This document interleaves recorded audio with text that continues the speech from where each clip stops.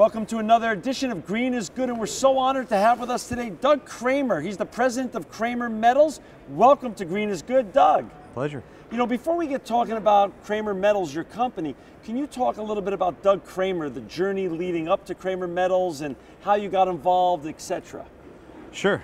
My family's company was started in 1937 by my grandfather. Wow. And it was always something that I loved and I enjoyed. It was a necessity, I think, more for my dad and my uncle to support the family. And growing up, you know, I loved it. And I think I loved being with my dad more than I loved the business necessarily. Yeah. So any excuse to be with my dad. So, that's awesome. Yeah. So your grandpa started it. Yep. Your dad and your uncle ran it. Now Right. your generation, who's in the business now and your generation? Now it's my brother and I and my dad. And your dad's still there. He's there every day. And you still love being with him. Every day. That's awesome. You know, we're going to talk a little bit about Kramer Metals, and for our listeners and viewers out there, to learn more about Doug's company, you could go to kramermetals.com, K-R-A-M-E-R metals.com. Talk a little bit about the business of owning and running a scrapyard. You know, our generation grew up thinking of scrapyards more like Sanford & Son. It's not Sanford & Son, obviously. Right. Give a modern day version of what a scrapyard and a recycling scrapyard looks like. Well, it is not substantially different in terms of people bringing in obsolete goods into your facility for recycling. Modern day scrapyards also obviously purchase prompt scrap. It's industrial scrap that's coming from manufacturers. It's material that's coming from machine shops and aerospace and defense and all different manners of production. The difference today is that in addition to being a highly regulated industry, we are extremely careful about what we allow in, the types of materials, the hazardous constituents of which we absolutely will not let into our facilities.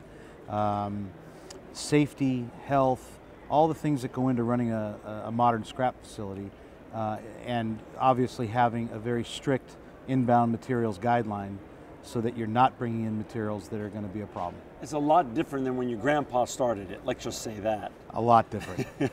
What state do you operate in? Does Kramer Metals operate in? We operate in California. You're in California. So your scrap yards, what kind of materials do you bring in, given the regulations and the laws and the rules that we have to adhere to in California? Right, so we have two yards. Okay. One of them is a ferrous operation, so it's buying all grades of iron, steel, cast iron scrap. Okay. And our other yard is our non-ferrous facility, where we buy all grades of aluminum, brass, copper, stainless steel, and high temperature alloys. Gotcha.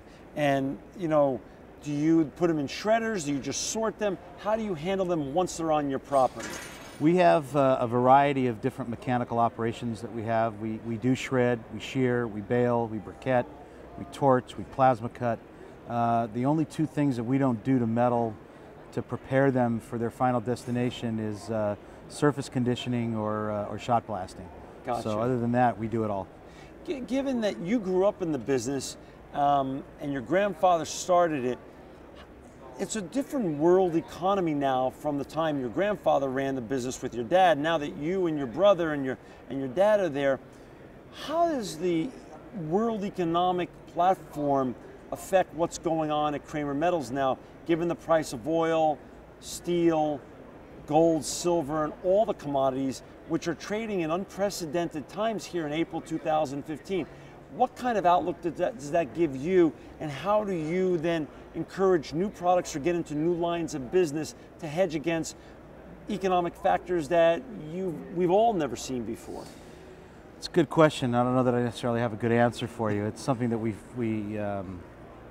struggle with every day. Yeah. My brother and I have recently gotten more into plastics. Okay. Some of our customers have demanded kind of single stream recycling efforts, and they don't want to go to 2 or 3 different companies, so we've taken on plastics in that regard. So that's one way Gotcha. of dealing with that. There are factors that are beyond our control, and so we don't try to control things we can't control. We work very hard to have an efficient operation. We work very hard at the relationship that we have with our employees and making sure that our employees buy into our vision. of how we want the business to run and the efficiencies. And you know, we do the best that we can do. That's in your control. That's within our control. Right? Gotcha. You know, what at Kramer Metals?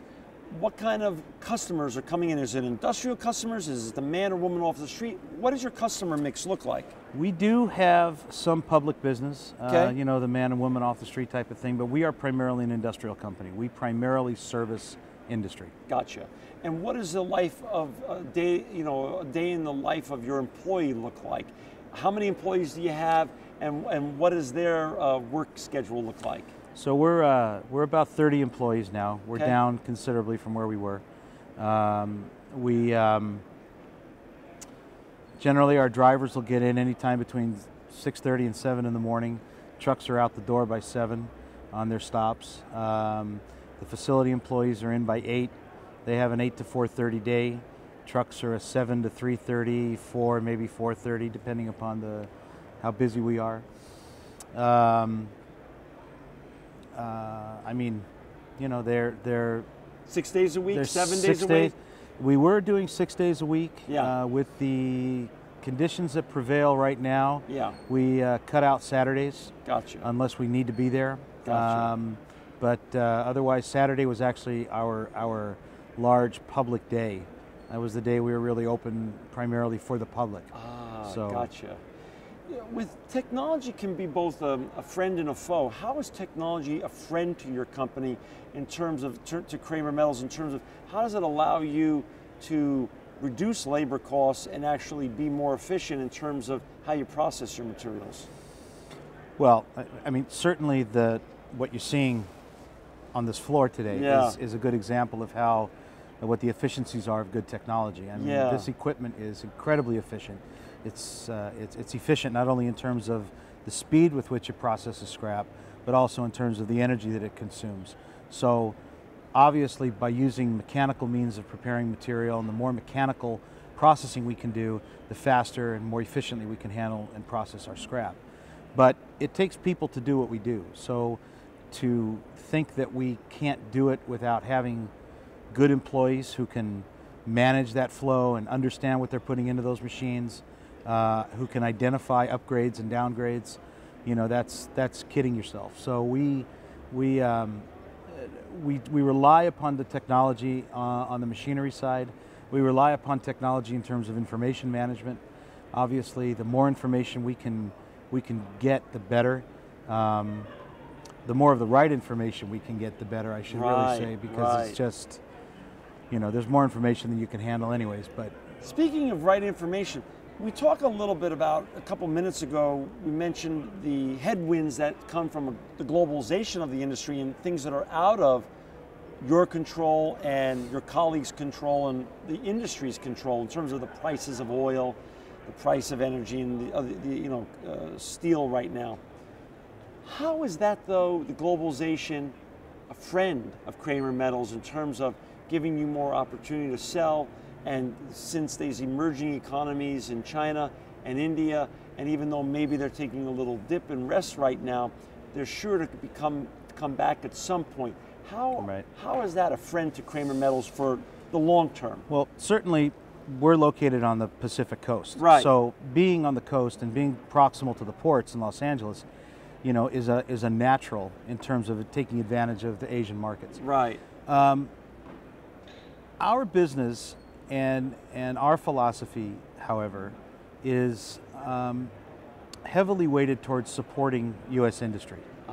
So we export and do a lot of exporting, but we export what we have to.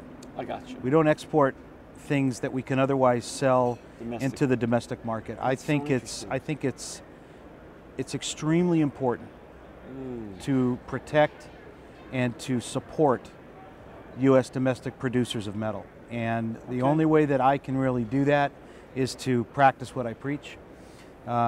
If we can't move the metal into those markets, then we will take advantage of whatever market is available. But given the option, my preference is to serve U.S. industry. Gotcha. For our audience that just joined us, we've got Doug Kramer with us today. He's the president of Kramer Metals. You can learn more about Doug's company and his family at www.kramermetals.com. This is the ISRI edition of Green is Good, and to learn more about ISRI, please go to isri.org. Doug, you're in a family business, as you shared. Your grandfather started it. It's so fascinating as I get to know more and more people of ISRI over the last 10 years, people of our generation, great people like you and your family. It seems like the recycling industry, the scrap industry, is so steeped in family legacy. Right. Can you share a little bit more about your grandfather, where he came from, starting the company, and the evolution of Kramer Metals with our audience? Sure. My grandfather was an immigrant from Latvia. Came here in the early 1900s. Actually, my grandfather, when he was a young man, was a bootlegger. He was a mobster. Wow. And after he had some kids and thought the better of being in that life and not being around for his children, he packed up and he moved west and got into house moving and collection of scrap and things like that, and eventually morphed itself into being a scrap man, a junk man. And where was his first location? My grandfather didn't actually have a location. Okay. My grandfather actually started the business out of the back seat of the family car, and in those days, my family lived in East Los Angeles. Okay. And he rented garages from a lot of the widows that lived in East LA. Wow. They didn't drive. Like the Boyle Heights area? In the Boyle Heights area is where Wow. is where my family grew up. Wow. And they rented garages, and he would keep his brass and his copper and all of his prepared, ready to go goods in their garages, and he'd pay them rent every month. My dad and my uncle actually got our first yard, which was about the size of this booth here, in probably the early to mid 50s, and then slowly and methodically began growing the company through the 60s, 70s, and 80s to where we currently operate our 2 locations now. And which cities are they in? We're in Los Angeles. We Right are located in Los Angeles. In Los Angeles. Yep. So you're really a homeboy of Los Angeles. I am born and bred. Born and bred. Wow. You bet. And do you ever still go back to Boyle Heights and where your grandpa was and your dad was? And Actually, very recently, I was with my older son, and we were talking about where Grandpa grew up. Yeah. And I said, maybe, it was on a Sunday, so we were actually driving home. Yeah. And I said, why don't we go up there and let me show you? Wow. And I drove him by my grandfather's Right. home, his grandfather's old home, and showed him where they lived, which was, he could not believe that, and drove him around that East LA neighborhood, which is now substantially different than it was when I was a kid. Right. And showed him where he comes from. Where he comes from. Which his is a real lot roots. different than where he lives. Right. Yeah. And how is it working, you and your brother together? Is something that's really works well? It's the greatest. It's who do you trust more than your blood? Nobody. So my brother recently joined us. My brother had a company that he sold, and he came to work for us after he sold his business. He had been there for a short time before and then came back to it. Having my brother there allows me to do what I do with ISRI. Gotcha. And it's allowing my dad to take some time to be with my mom and his grandchildren, and so it's pretty great. Speaking of grandchildren, is there talk, or do you feel that the next generation, some members of the next generation, will one day join Kramer Metals?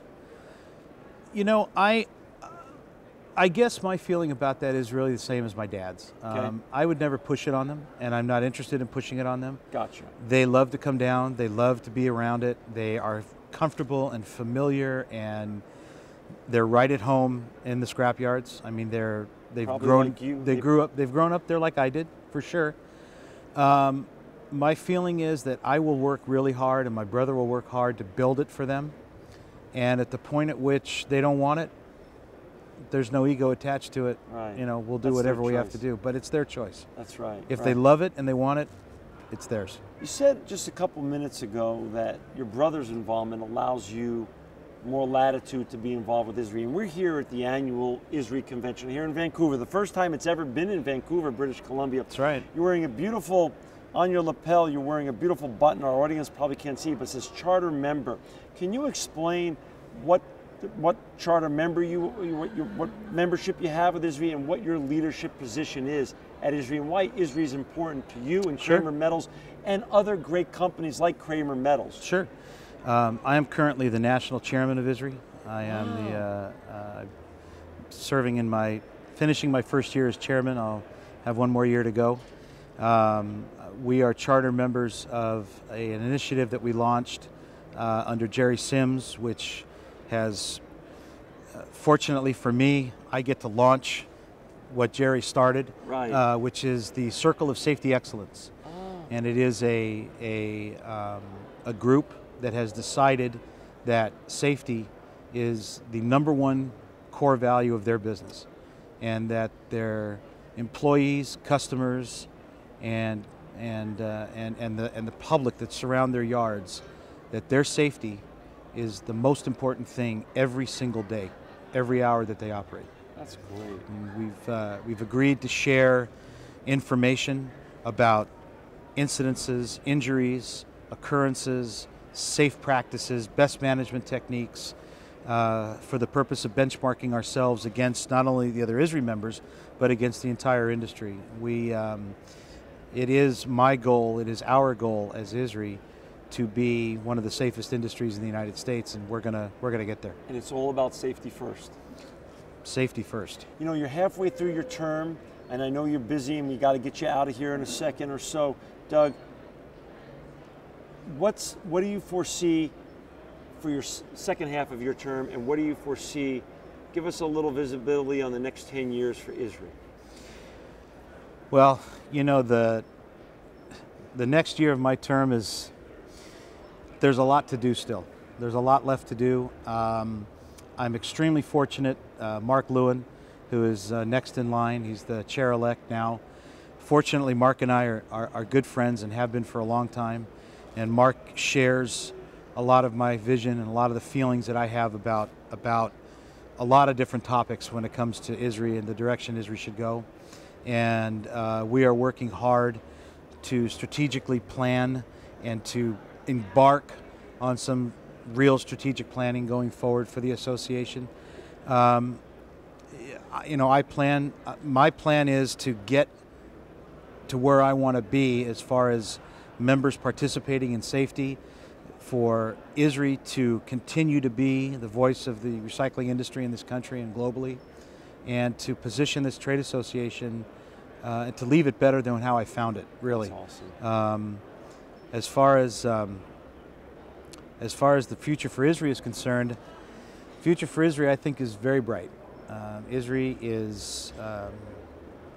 is not just a domestic leader. ISRI is really now a global leader in the recycling industry, and with the partnerships and friendships and alliances that we've formed with our neighbors here in Canada, with our international federations and associations, we are definitely a force to be reckoned with, and I want to make sure we stay that way. So, well, under your leadership, it is going to stay that way. That's the plan. And we really appreciate your time today, Doug. You're very inspiring. You're very humble. For our audience out there, this has been this ISRI special edition of Green is Good. We've got Doug Kramer. He's not only the president of Kramer Metals, and to learn more about Kramer Metals, you can go to www.kramermetals.com.